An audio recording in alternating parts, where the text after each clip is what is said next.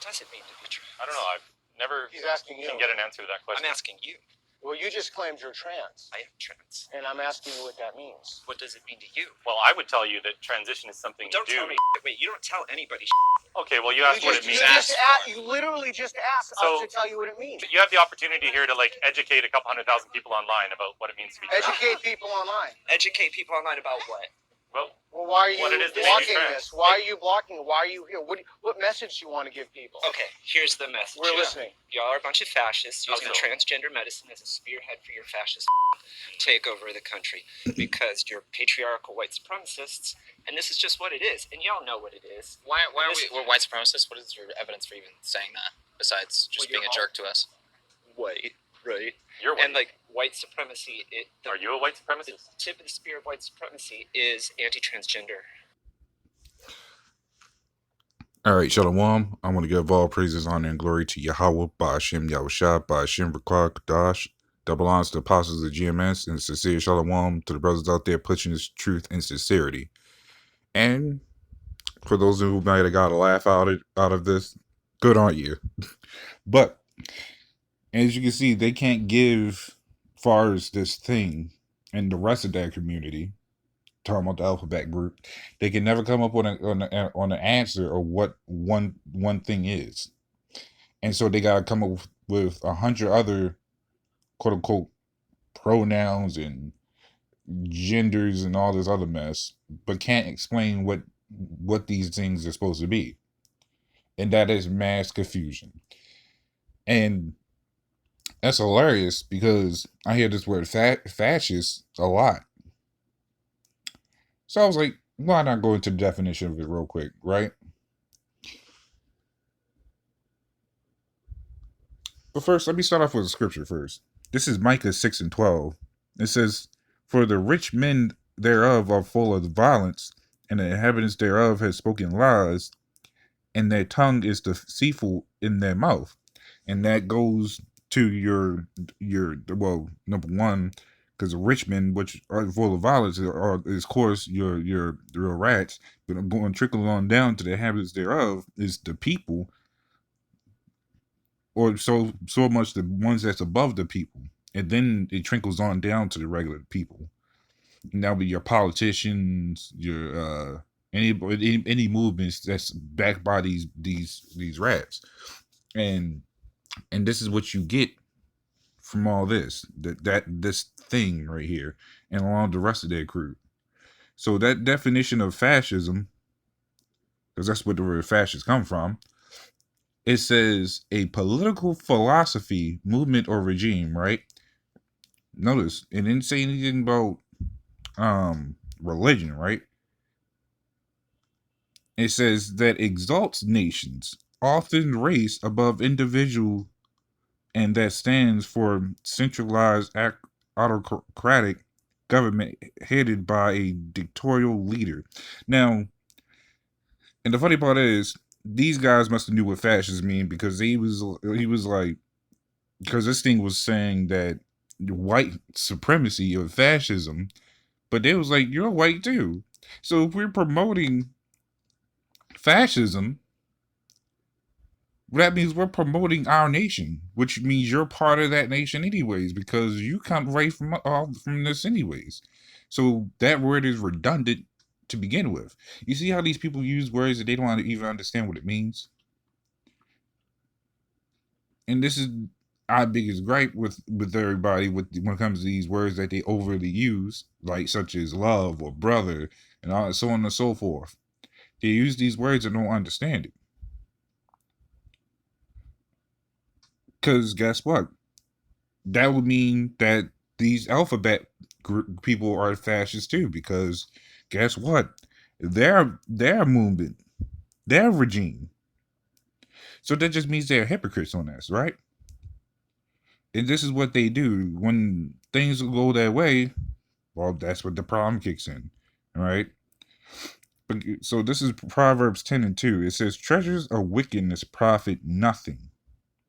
You hear that? This abomination is a treasure of wickedness, because it's the things they do. Even when it comes down from even our people, when is just men, right? Well, they treasure a lot of things that shouldn't be a thing in this society because it could be their car, it could be their woman, which understandable. You like to have your woman, but understanding the curses. But let's even go to the fact that it could be weed or something that they put over the Lord, right? Going down to the women that believes their rights are more important than everybody, or that they get away with everything. Let's go on to these things. The alphabet crew, where if you don't like what we say, we get to throw hate speech. We get to sue you for hate speech or get you in jail, or you're this and you're that, right? They want to run the world, right? But they had a song years ago saying girls rule the world. So that's how that changed real quick. So we see all the things that's problematic here, and these people are nothing but filth and disgust because all the treasures here, anything that they'll die for or fight for, wasting their lives. This is what you get. Nothing but utter madness, and it becomes worse and worse. You look at the state of Babylon. Sure, it's still going. It's still going great in the eyes of others, but even the society itself is being laughed at by other countries because they're seeing, damn, this is the place that bullied us into submission to join NATO. She's, I'm ready to back out of this thing.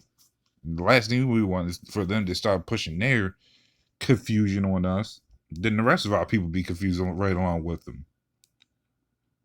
So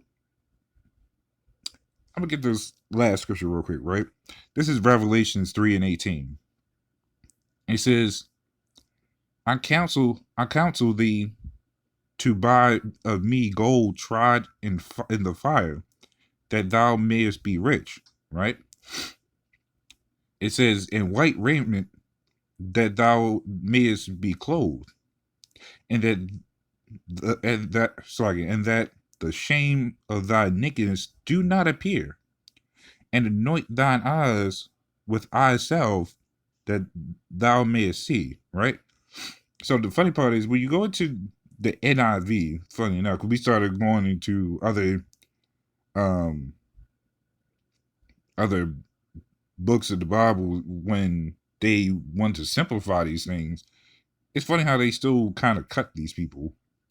It says, this is in an NIV, right? It says, I counsel you to buy me gold refined in fire, so you can become rich, right? It says, white clothes to wear, so you can cover your shameful nakedness. Sounds like a lot like this way, right? Because this is what they do, right? This is what they put on clothes, and it's not even a righteous type of clothes. Because you see the way these people come out wearing, they thinking that this is the clothes I can wear because they said I can do it. Why? Because a list of reasons. Like you go down to, even to the women, they will justify this to cover up their shameful nakedness. To say that, yeah, I could do this because I had the power to do so because they told me I can do it. That is shameful nakedness that they're trying to cover up. It says, and salve to put on your eyes so you can see. So here's the kicker. When you go to that definition of salve, right? It says an unconscious adhesive substance for application to wounds or sores. It says a remedial or soothing influence or agency to remedy something such as disease with or as with a salve. So let's go back over. It says to an noxious adhesive substance for application to wounds or sores. So to say that they're applying wounds to their they're applying a salve to their wounded eyes to claim that they can see is basically these people claiming that that what they see is this. they could be accepted in this society. They have damaged eyes, and they're putting on a salve to make the ass cover up to make it seem like, yeah, this is what I was called to do. And they get paid behind this. They get funded. They do, these rats fund all this. The women's movement, the alphabet movement, and they started pushing the women out to pay more of the alphabet because they're the new wickedness. They can promote more nudity. And they was like, yeah, you can wear all this skimpy stuff to cover up your shame for being naked. And this is what you get. Left and right. It's maddening how sick this place really is. Because it just gets worse and worse as it goes on. And that's why this place needs to be destroyed. Just point blank. So, actually, let me go ahead and read a scripture before. This is Revelations 3:17, right? It says, because thou sayest, I am rich and increase with goods. That's what it's saying, right? And have need of nothing, and knowest not that thou art wretched and miserable and poor and blind and naked. Damn. And you look at the state of these people, they are definitely wretched. And they are definitely miserable. I mentioned every time you come outside, you look at these people, you don't see a smile on their face. Where's the smile at? They might smile for a second to greet you, but wait about a solid minute, maybe less. Watch that smile disappear real quick. I was being nice with just a minute. It says, and poor. Because guess what? Poorness goes with misery. Everybody wants that money. But they ain't making nothing. Because guess what? The price is too high. The value of the dollar don't mean nothing. They got to worry about more bills that's gone up and everything. Food primarily. Gas primarily. It says, and blind. They can't see that they're the biggest target. That these people are just puppets. And puppeteer is just having his way. He's just having fun. And naked. Going forward, it says, I counsel thee to buy of me gold tried in fire, that thou mayest be rich, and white raiment, that thou mayest be clothed, and that the shame of thy nakedness do not appear. See, it goes back to that. They know these people are fully naked, but they trying to put on clothes. Them not even the righteous type of clothes as I mentioned, but the disgusting clothes that to try to cover their shame. And a lot of these people are ashamed. That's why they gotta do all they gotta do. That's why they gotta have a movement for every goddamn thing in this place, because they know it's a shame. If it wasn't a shame, why would you even have to have a movement for it? There's no movement for people being straight. Where's that at? There's a movement for people being for man and woman being married. What's the movement for these parents having children? There's no movement about this.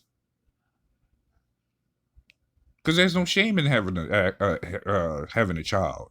There's no shame with a man being with a woman.